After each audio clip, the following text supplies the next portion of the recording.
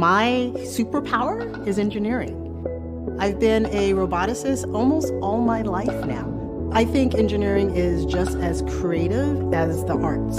Engineers, we solve problems. It impacts the world. It makes a difference. Without IEEE, I don't think I would have the network that I have. Anyone can get involved with IEEE USA at any time. There's an immense amount of value for anyone at any career stage.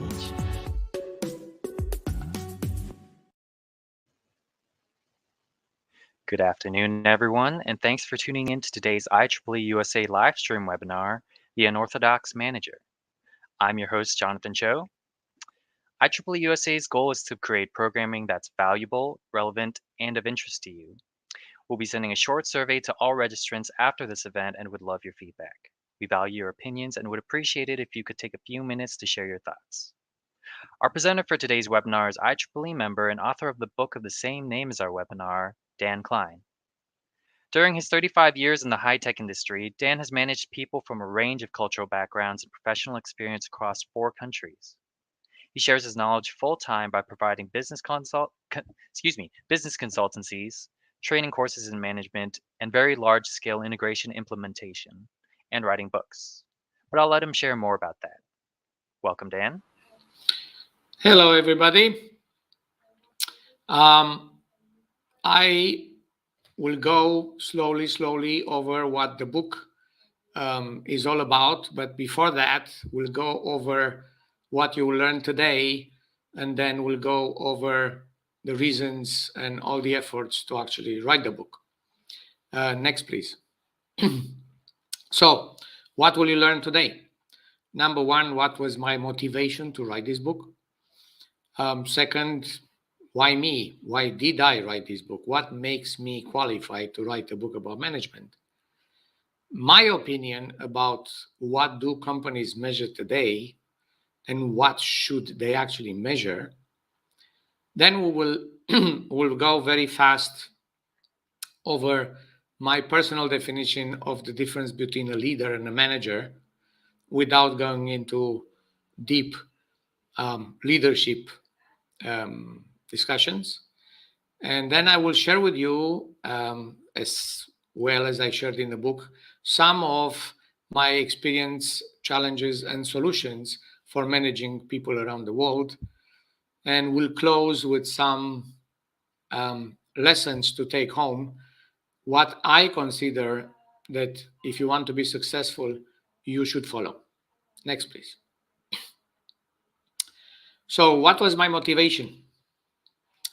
After being a layout designer for many years and writing and producing and training a lot of people, I decided that I don't want to repeat myself anymore. So I wrote the first book for our industry, which is called CMOS IC Layout.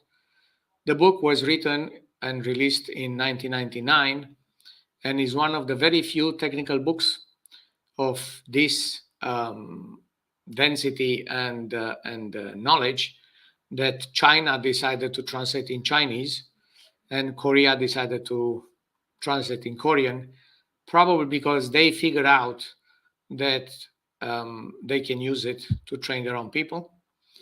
By 2005, this book actually became the standard book for the industry and everybody started to relate to use it or to quote some of the things I wrote in the book. So about 5 years ago, I decided, okay, it's time to write a revision to this book. And I started to ask around what will be not only more of what I said in 1999, but what are additions in terms of chapters. And one of the first request was to add something about people management. And the second one was something about project management. So what I did is I started to write a project management and people management chapter for the original book as a revision. But unfortunately, or fortunately, these few pages ended up being more than 50. And then I decided that maybe it should be a different book. So now I was working in parallel on 2 books.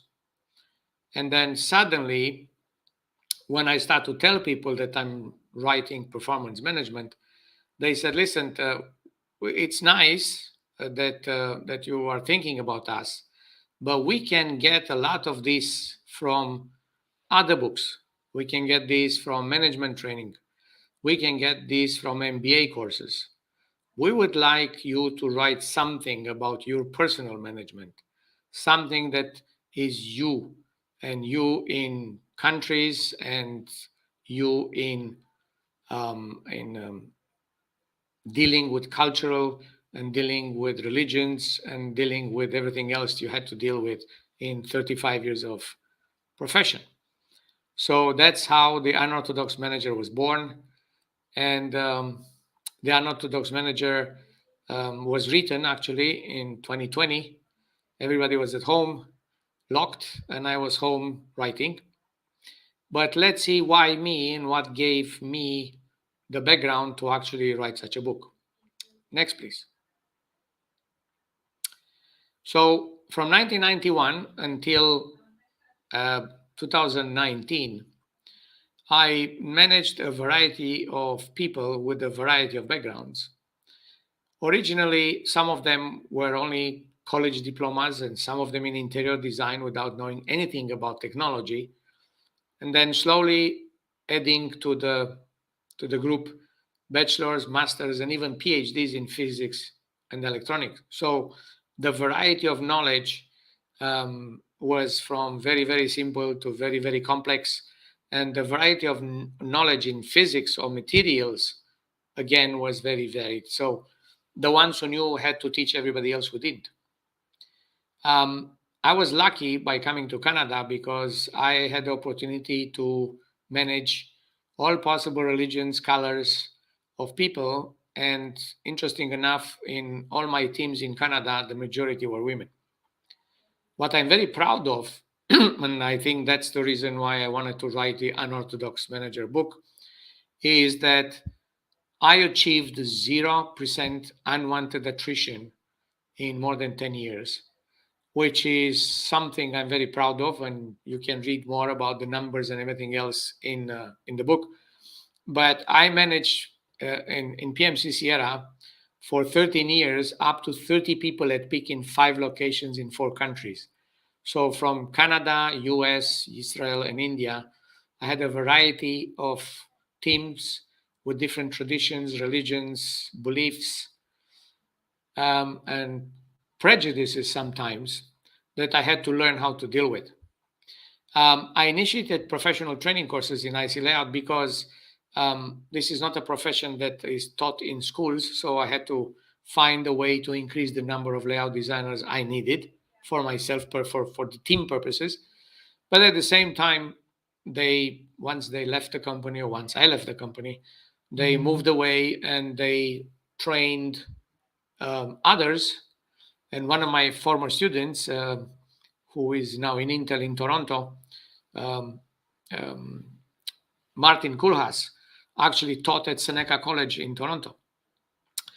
Then when I figured out that it's very difficult to do training in Canada, I got connected with Sankalp, a company who did design services. And starting year 2007, together with their technical team, we trained more than 1,200 people. And I have to say, some of them are today in Canada, and they were part of my team. So kind of paid forward worked. Other than that, I did some customized training in terms of people and project management, specifically for Sankalp. And I helped them in many groups to develop best-in-class goals and measurements. And again, this is something we developed a lot more in the book. Next, please. So what do companies measure today for managers? Number one thing they measure as a performance is how fast they fill in the open positions. In general, these positions or the requisitions are open for 3 to 6 months. But if it's not filled in because people are not available, or the ones who came are not good enough, or they couldn't match the criteria, managers still have budgets to hire contractors until this is closed. Unfortunately, this is a wrong measurement because 80% of the effort in hiring is actually human resources. the managers are doing the final steps, and the managers are dealing with 1 or 2 or 10 resumes after HR had to deal with hundreds.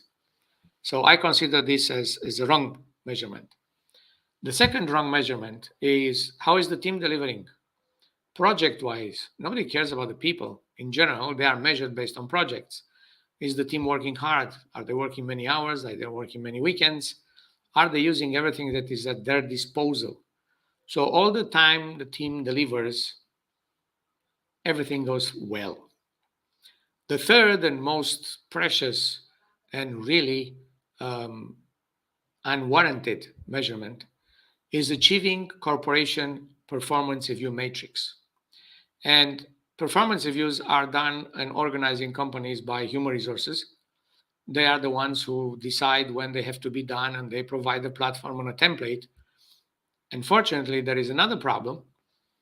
Starting year 2000, Cisco came with the idea that if we want to be good, first, aggressive, grow, we need to refill every year 5 to 10% of our population, which means that every year you have to find the bottom 5 to 10% to let them go. And that means that you have to fit in a bell curve that decides that 70% of the people in your group meet expectation, some exceed, some are outstanding, but then you need to find the people that will need improvement and will fail to meet expectations. The problem is, so this is okay if you have 100 people teams, but this is not okay if you have 5. Because once you have 5, you actually already have a SWAT team. It's very difficult to find somebody who is not meeting expectation. You will not wait for the review period to tell them that or to keep them there. So I consider this as a wrong measurement. Next, please. What I consider as good measurements, which actually are not measured. Number 1 is employee turnover. How happy are employees with their manager? How happy are they with the company? And what are the numbers and the percentage of people leaving the company? Some of them are wanted, some unwanted, but what are the numbers that you as a manager are measured against? And then one very important thing is, when people leave the company, there is an exit interview, and people have to tell human resources in general, why are they leaving? In some cases, they are honest. In some cases, are not. But is the company, together with HR, trying to revise and adjust for all the complaints that leaving employees are raising? Generally, not really. I haven't seen and I haven't heard from my counterparts in other places in the world that this happens. Wanted attrition is something that is always measured, but it's not always measured at the same level for the same groups or for all the groups. What is never measured is unwanted attrition. How many people that left the company, we did not want them to leave? They were good. They were strong deliveries in terms of projects and teams, and they left. So it's very difficult to replace them. And to replace them, it's not only a matter of time, but it's a matter of money, actually. And we didn't see this ever evaluated. And something else, employee satisfaction. Every company is doing an employee satisfaction, but if after 1 or 2 years from employee satisfaction, things are not changing, the employee satisfaction becomes a joke. People actually will put whatever because they know nothing happens. So there's no point to go and put the truth. Nothing will happen. In many cases, they actually don't trust is anonymous. So that's another reason. And then the next measurement that I would like to see is, how is the manager and the team dealing with project overruns? The reason is, if you don't learn from your mistakes in this project and reduce these issues for the next project, you'll never do better. So you will still work overtimes, work weekends, and the results will be the same. Now, what is the difference between a leader and a manager? Generally, I would like to make an example of this. We have 10 people in a forest and we don't know what to do. The one who takes the leadership position climbs on the tallest tree, comes down and explains everybody that he or she decided that that's the right direction and everybody else has to follow. Everybody gets a machete and starts following the leader to chop wood and trees and whatever to go in the right direction. The job of a manager is to stay behind and ensure that all these people in the team have clothing, food, water, supplies, boots, and if any one of them gets sick, it's immediately replaced so the leader can take the team to the win. If we don't take the team to the win, we are not succeeding. Now, why is this important to split the two functions? Because the leader cares about projects success and the manager cares about the people to help the leader reach the success. A lot of people in many books are talking about leadership everywhere, from CEO, from executives, from that's different. Every person can show leadership. Leadership is the capability of an individual to convince others to follow them and to go farther forward independent of their position. So you can be in the leadership. Next page, please. You can be in leadership position when you're a manager, and you can be in leadership position when you're a leader, but you can be a leadership position when you are just a single junior in a company that came with a new idea and is pushing the idea forward. Next, please. Now, yes, it's true. To be an unorthodox person, you have to have some upbringing that will help you become unorthodox in your life. I heard many times that people can learn resilience.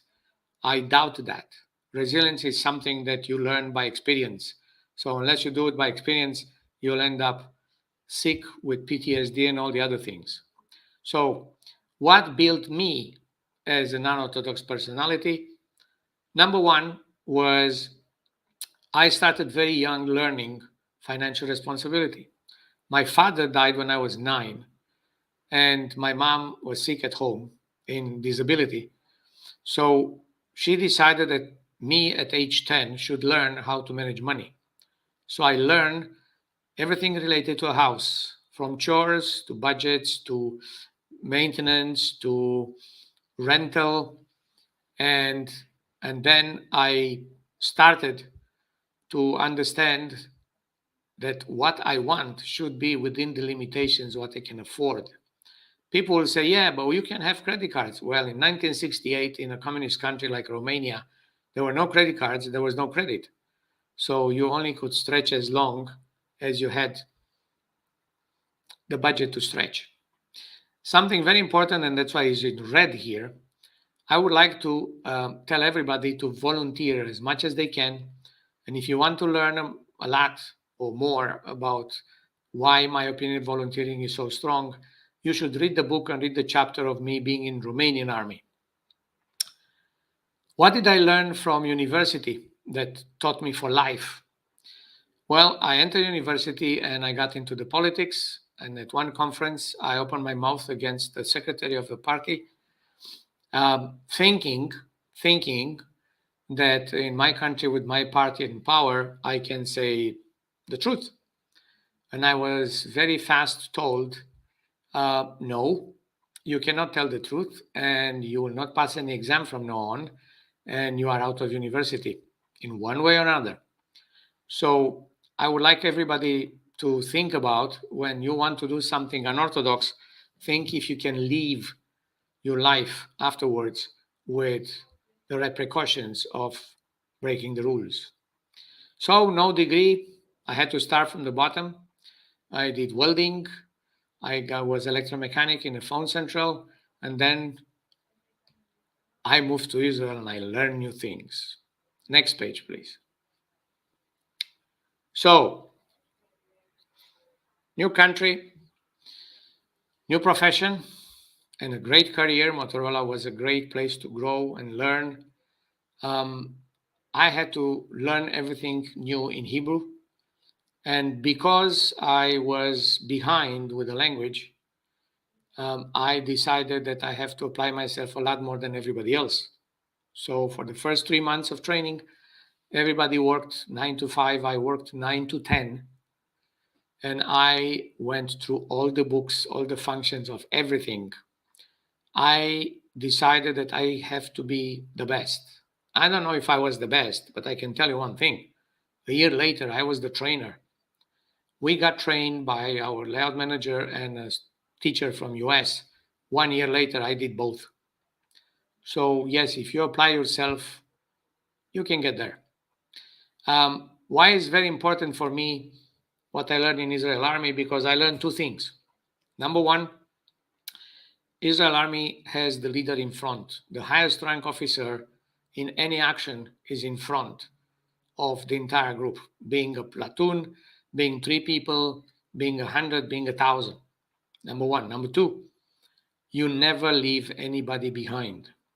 In many cases, Israeli army went in enemy territory to bring dead people, just to bring them home. So I learned something that I applied always to my team. Thinking outside the box, when I was in Motorola, we were 100% booked.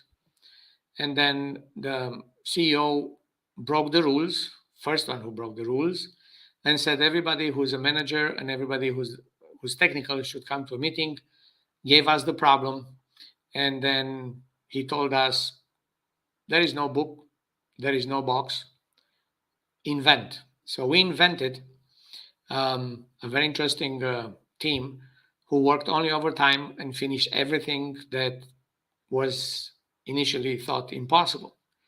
You can read in the book, it's called the Zuchmer's team. North America, we call these tiger teams. Now, how high would you go to solve team or site issues? In my opinion, you should go as high as you can. And if this is the CEO, you should reach the CEO. Now, if the problems are not solved, stand up and go.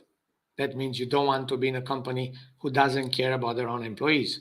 So just leave. The most important thing I want to raise here, because I saw a lot of people don't pay attention to that, is the first priority for any manager is a succession plan. If something happened to you tomorrow, doesn't matter how good the team is, doesn't matter how good the infrastructure, whatever you built, it will fall apart if the wrong manager is coming in. So build a succession plan. And something else that is my opinion is unorthodox.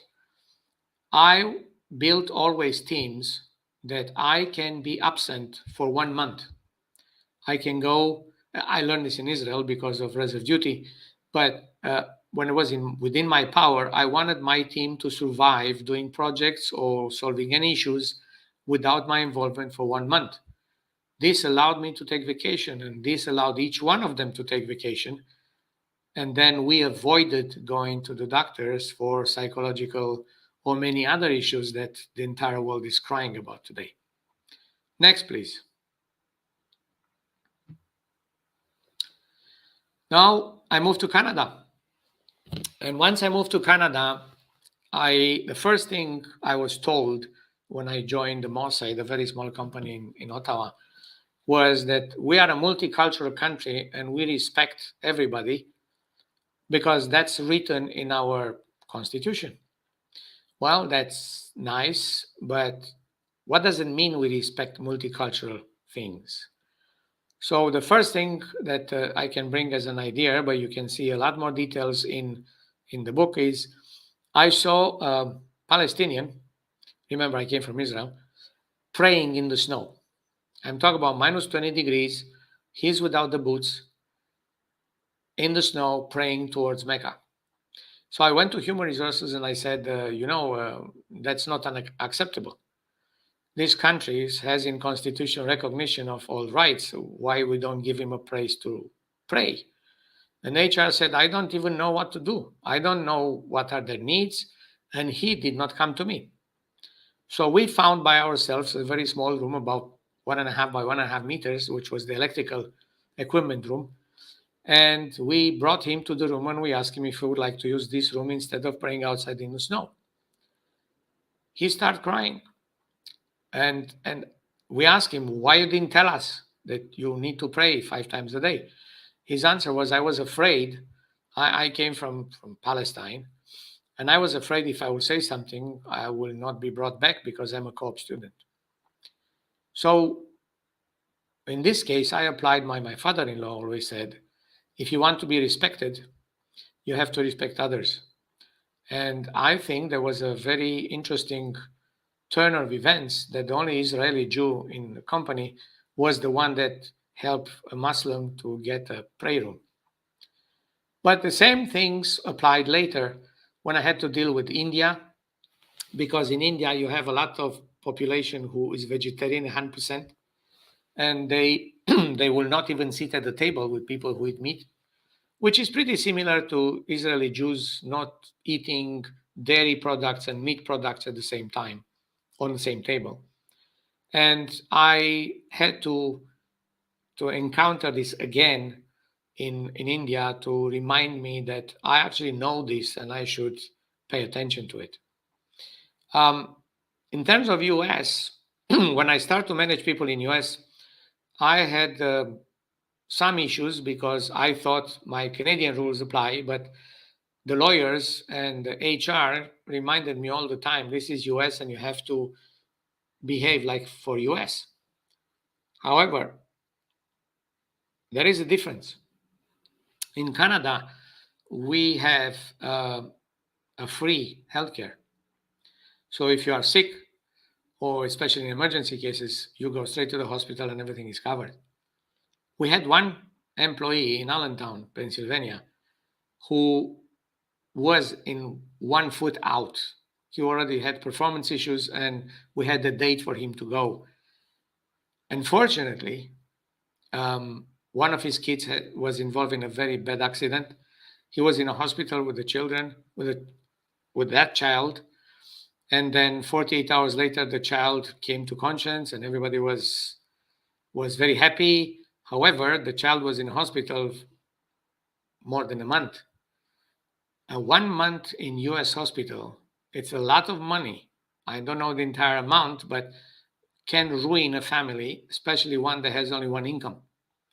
So I decided to wait another 1 or 2 months until he's coming back to work, the family situation is stable, and I encourage him to find another job.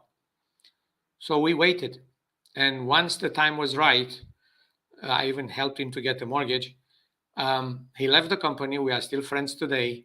And I think that my kick in the butt helped him. But at the same time, all the managers on site who knew the situation thanked me for not applying the American rules for employees, but applying the Canadian,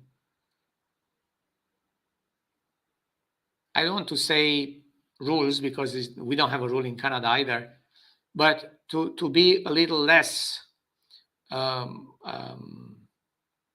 politically correct, following the rules, and save the employee and the situation. Because that allowed this employee to be a good marketer for us as a company and help them to sell everybody else saying, look, the company is taking care of his people. The most important thing as a manager of people is fighting for everybody in your team. And I got, in this case, somebody in my team was very sick to the level that 1.5 years was out in sick leave. But when I went to ask questions, human resources told me, I'm sorry, privacy, we cannot talk to you. She cannot talk to you. She cannot talk to us.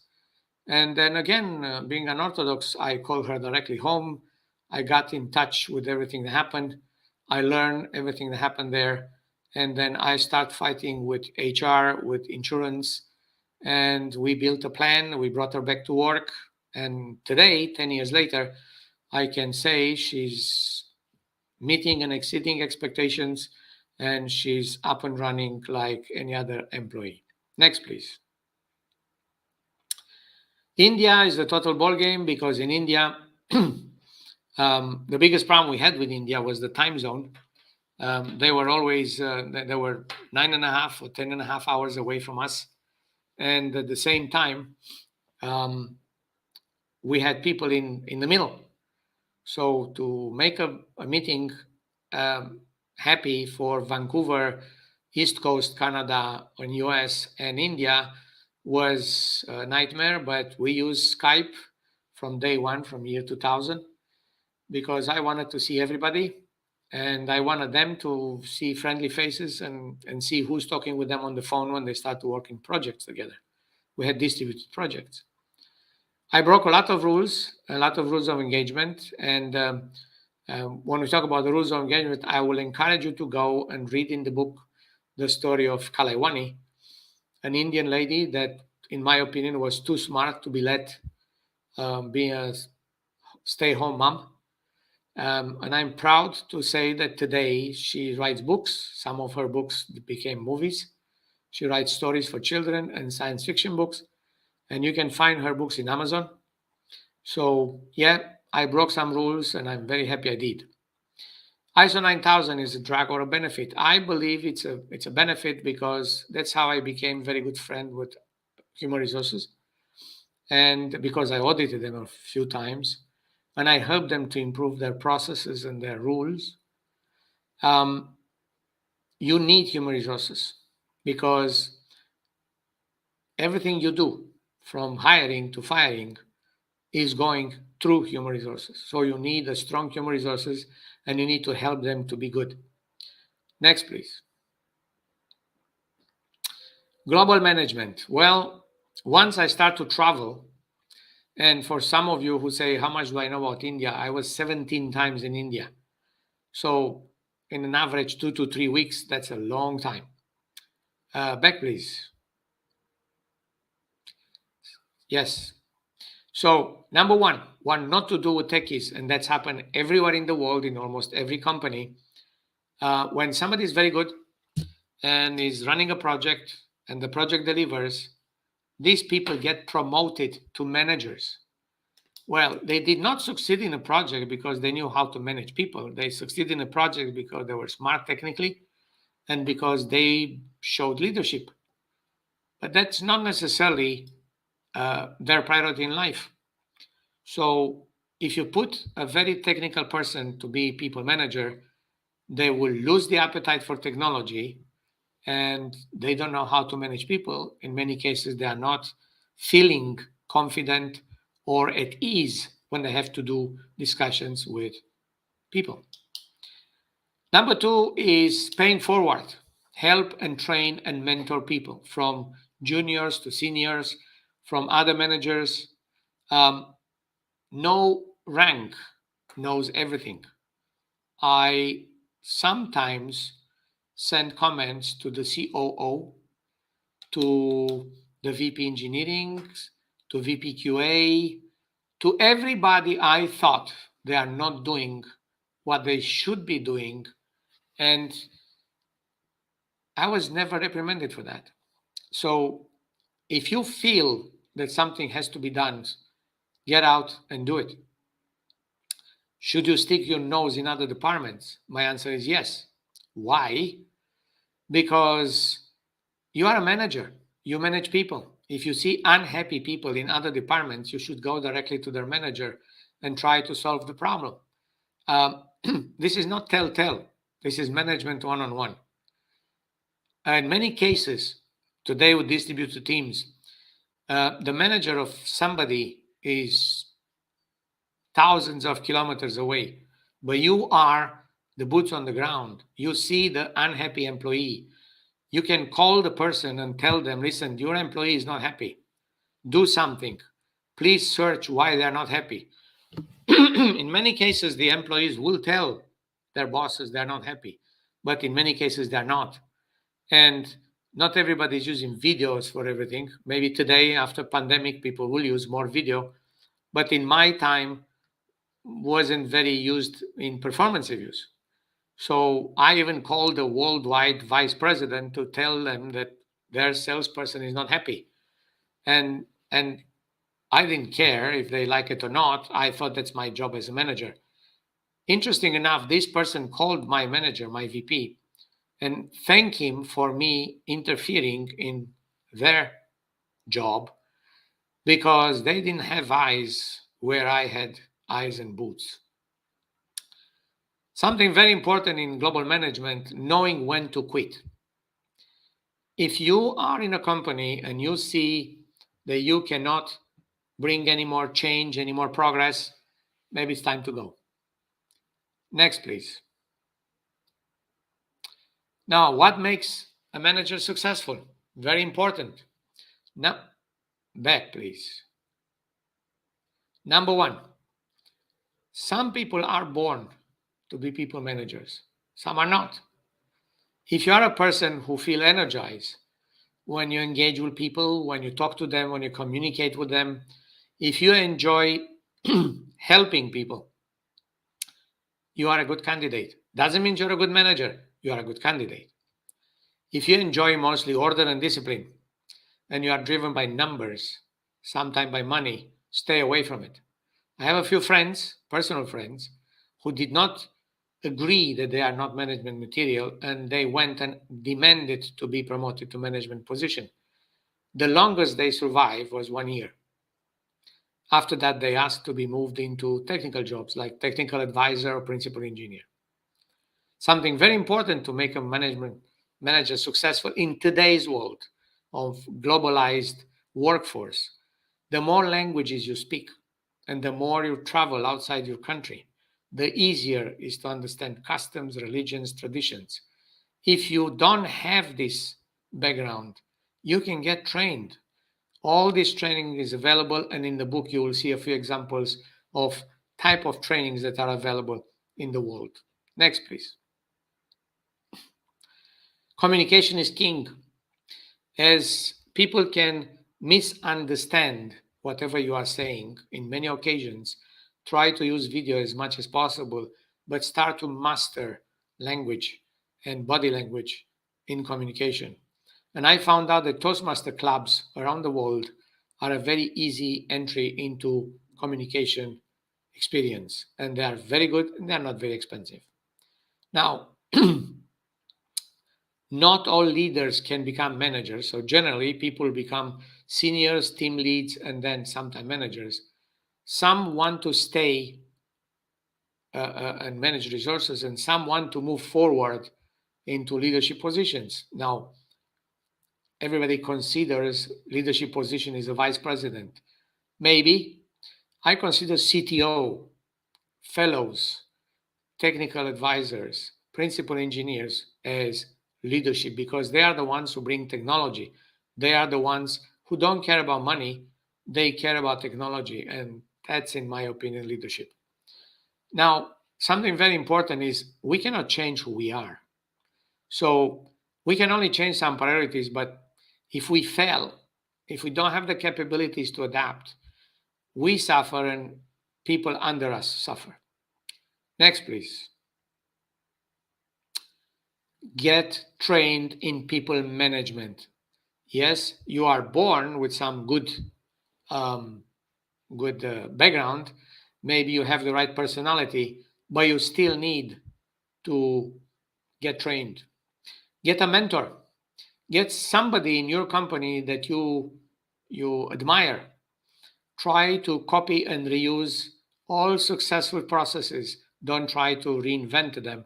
Just enhance them, because you get much faster to good results than if you start from scratch. If you start from scratch, you will make your own mistakes.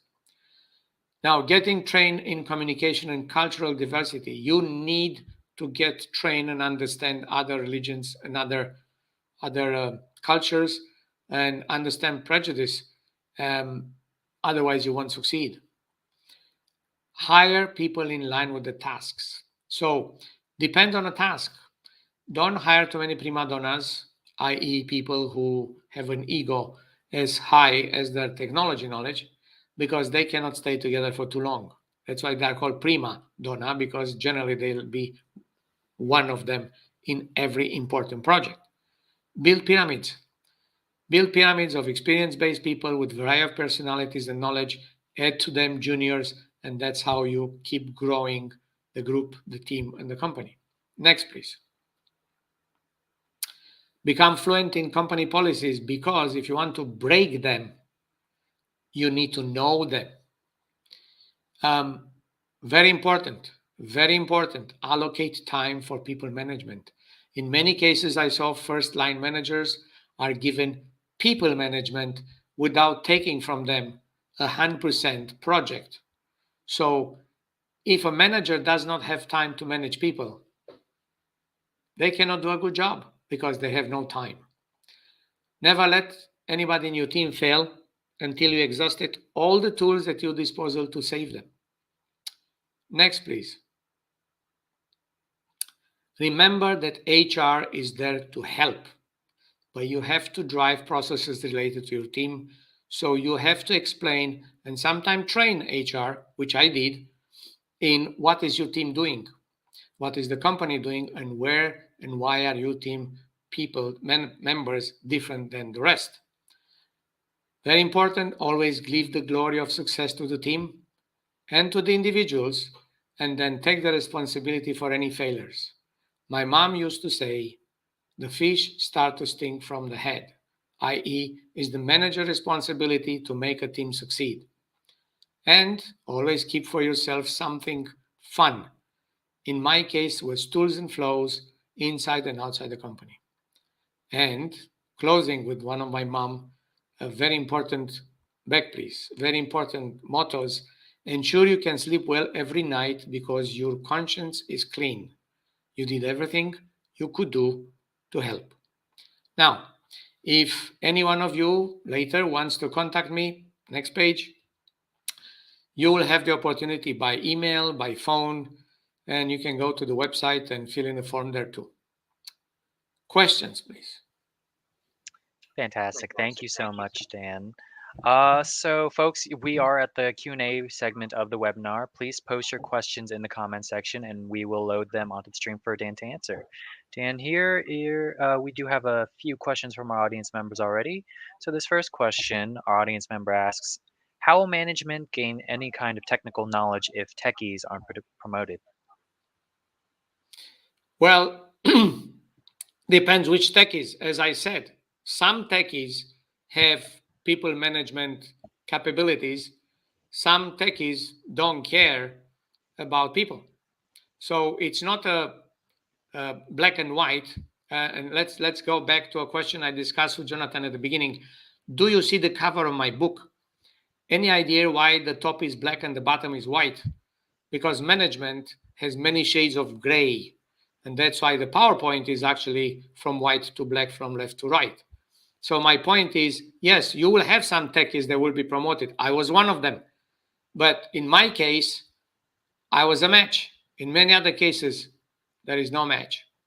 Next question. Great. Thank you for the clarification.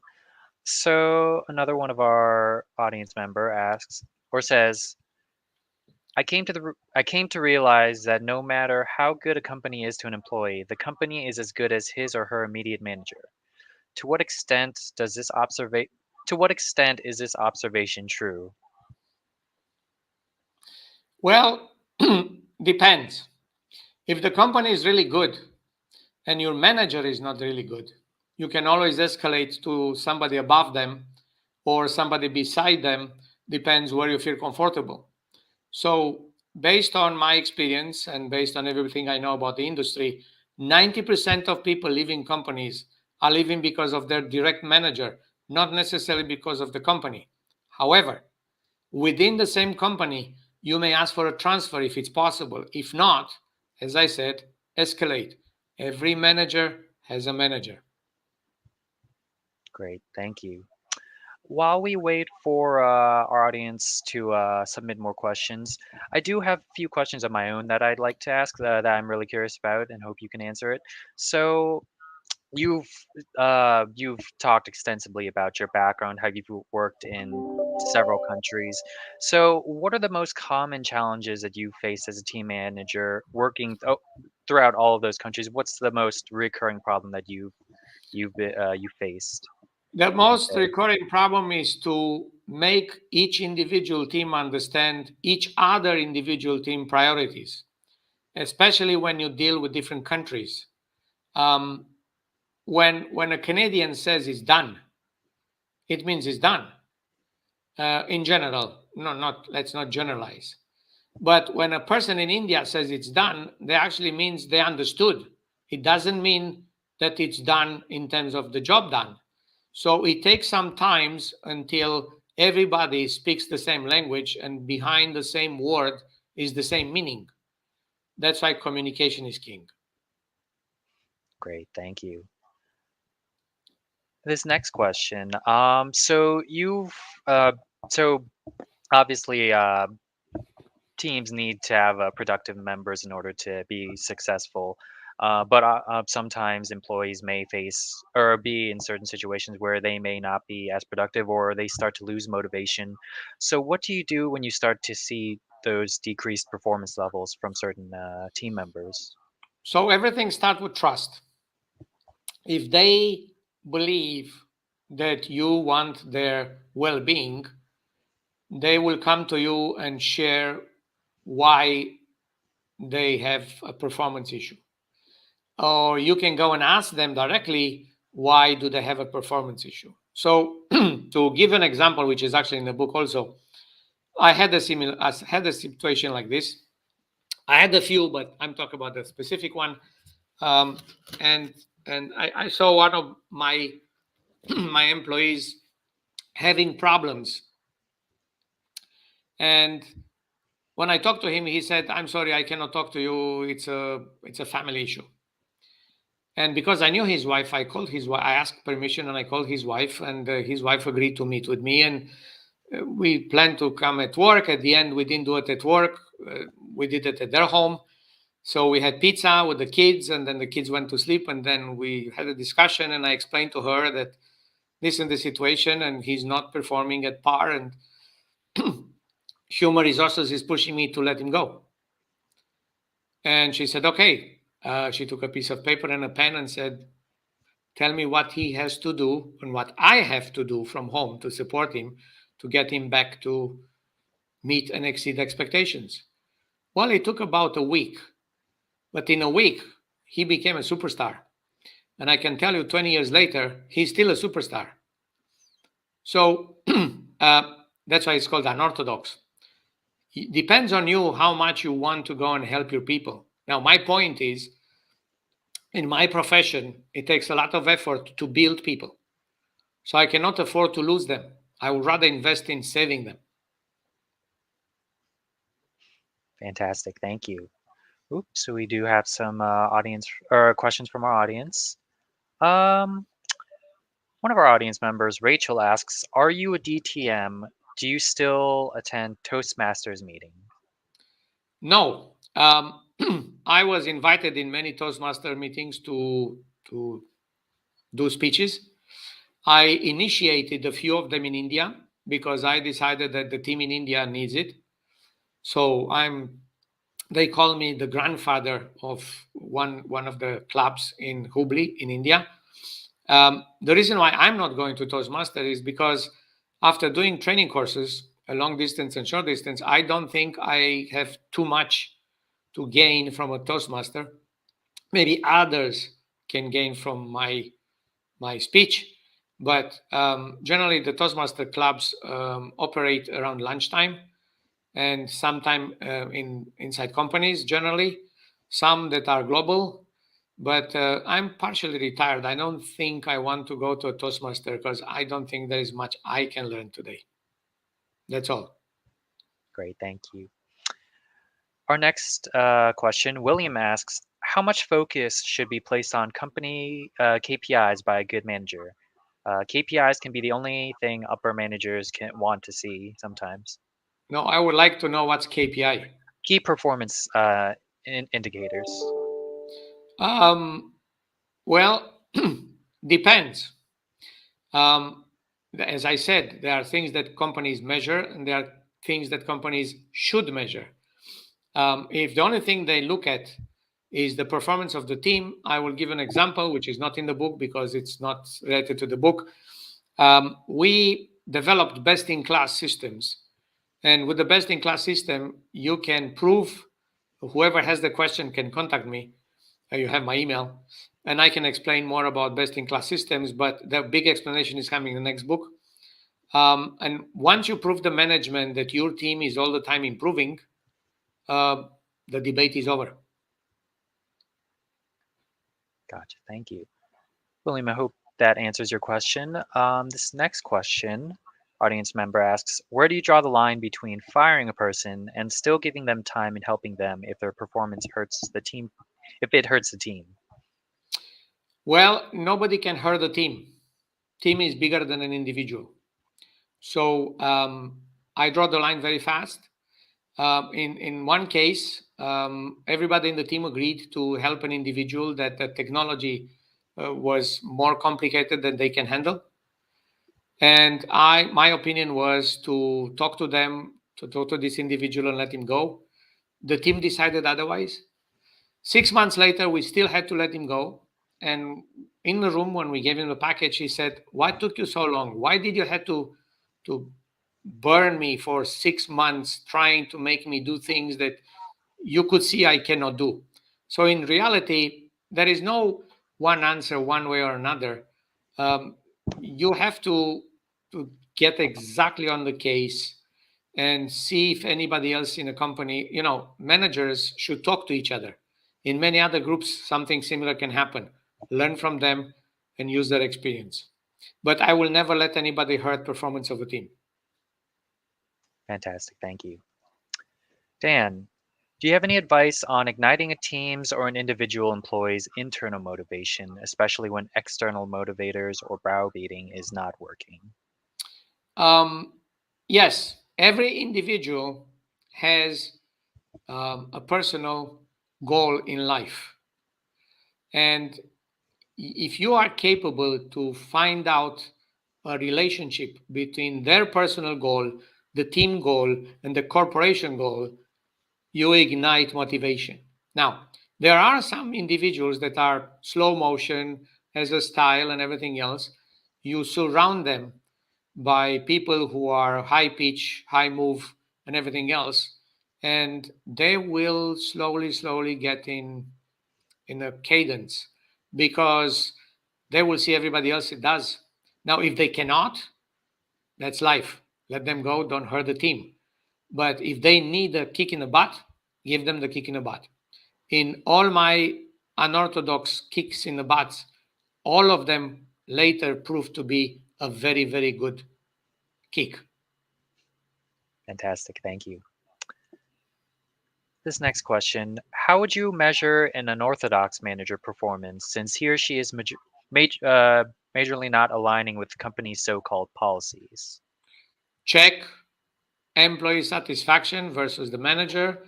Check their team turnover and their unwanted attrition. If their unwanted attrition is better than anybody else,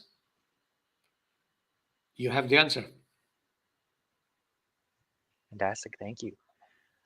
This next question. So first, our audience member Leslie starts off the statement. I share/agree with most of your ideas. However, I think the skill of managing prima donnas is the one thing that differentiates the great from the not so great managers. What are your thoughts? I always had at least one prima donna in almost each location. Prima donnas require additional babysitting, and they require prima donnas when they are very good, they are always outstanding, and they expect all the time to stay outstanding.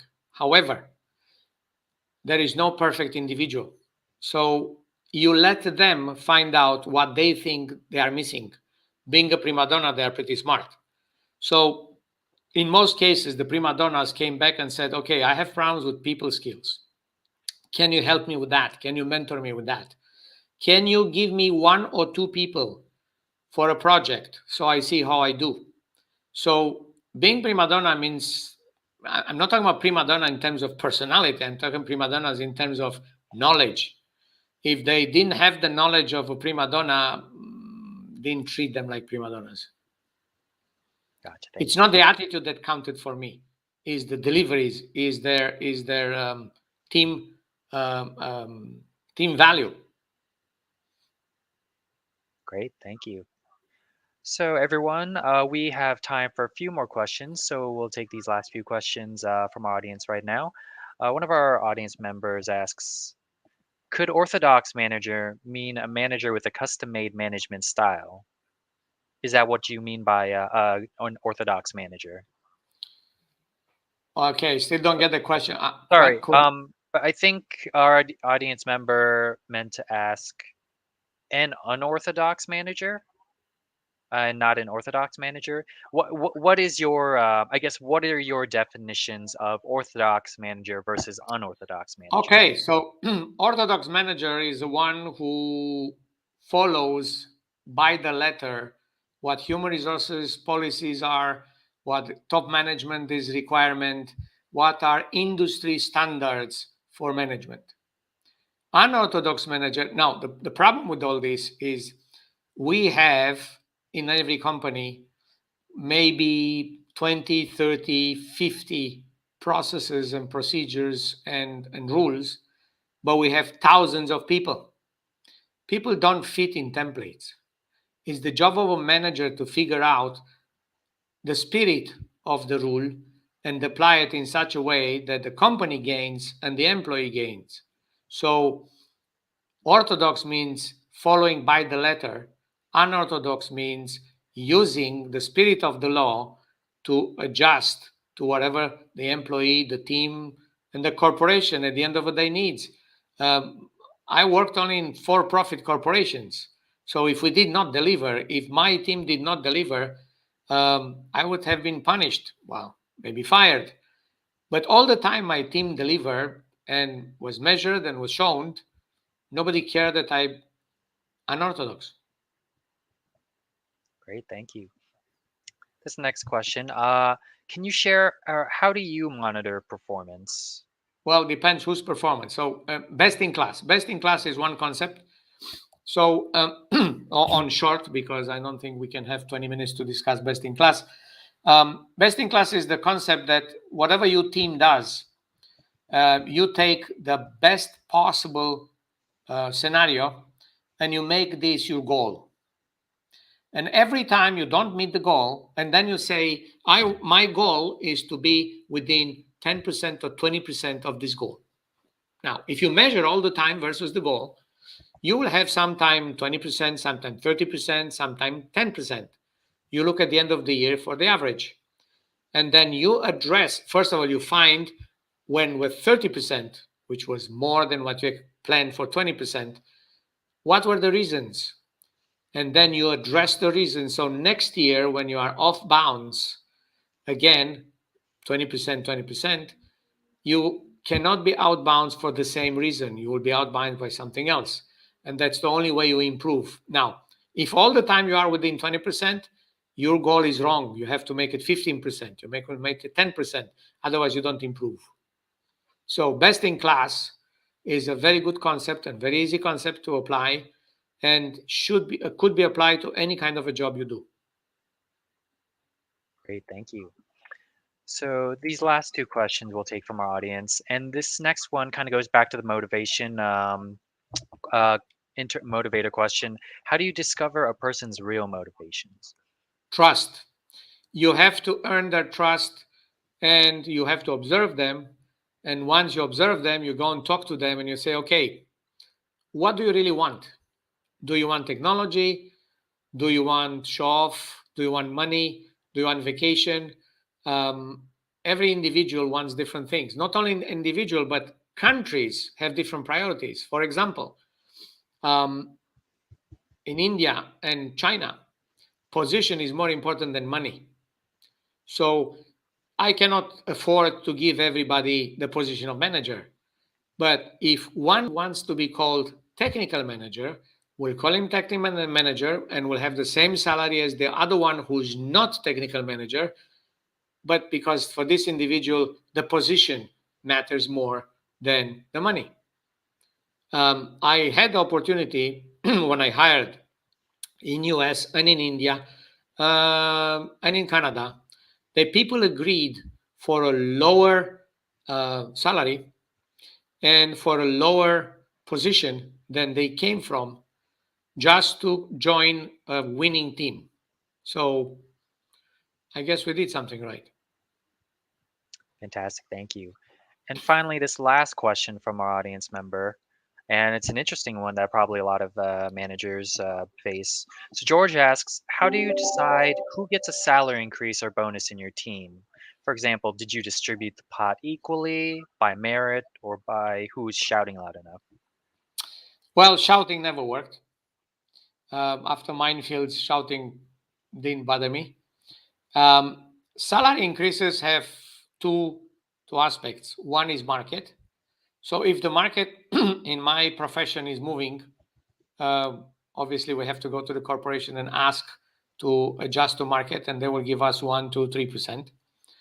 Merit is something else. Within each bracket, junior, intermediate, or seniors, people move up the ladder if they do more things, they take more responsibility, and in general, if they deliver more things than previous year. So for that, you increase their salary. Again, proportional to their effort. Now, you always have to ensure that within the same class, like for example, seniors, you will keep a right proportion, because when you hire somebody, the new hire has to fit within the salary of the internal group. You never break the rules because I'm desperate and I will give somebody else more money just to bring them in. Sooner or later, people will figure out, and then you lose everybody. Now, bonuses are something else. Bonuses are two types of bonuses. Bonuses based on performance of an individual, and then there is bonuses based on the corporation, the team, the division, and so on. So in PMC, for example, the last company I worked for, the bonus was made of 5 numbers. The number decided by the corporation, for example, 10% of the profits will go to bonuses. And then each division had a performance measurement, and each division got a percentage of this number. And then each team got a performance or percentage of this number, and each individual got a performance based on their own performance. So that's where the bonuses came from. So if somebody is a superstar and does something amazing, these are different bonuses. And they invent something that say for everybody, time, money, work, you should give them a very nice bonus so they will be encouraged to try it again. But you should never promote them, and you should not increase their salary because of that. Great. Thank you so much. Well, I know we could probably go on and on about all the different techniques that an unorthodox manager would do. Unfortunately, we are out of time. Thank you so much again for the great presentation. I know our audience definitely got a lot out of it. We're definitely looking forward to your upcoming book as well. So definitely we'll be on the lookout for that. And also, just thank you so much for providing our audience your insight into techniques and best practices for building upon a standardized managing process and improving it as well. Well, everybody, if anybody has any more questions or wants to contact me, I'm in LinkedIn, I'm in Facebook, and I'm not, now I will be in YouTube, but you can use these 3 contacts available for you. I'm not for the moment in Canada, so the phone number won't work, but you can definitely use my email. Yep. Thanks everybody for being here, and I hope you learned something new today. Absolutely. And folks, yeah, we did include Dan's information or the links to Dan's website in the comment section as well. You can access those at any time. Thank you again to our audience for tuning in and for your great questions. As mentioned at the beginning of the webinar, we will be sending a short survey to all registrants after this event, and we would love your feedback regarding this webinar. We check back daily on our social media for future live stream updates, and we hope you all have a great rest of your day.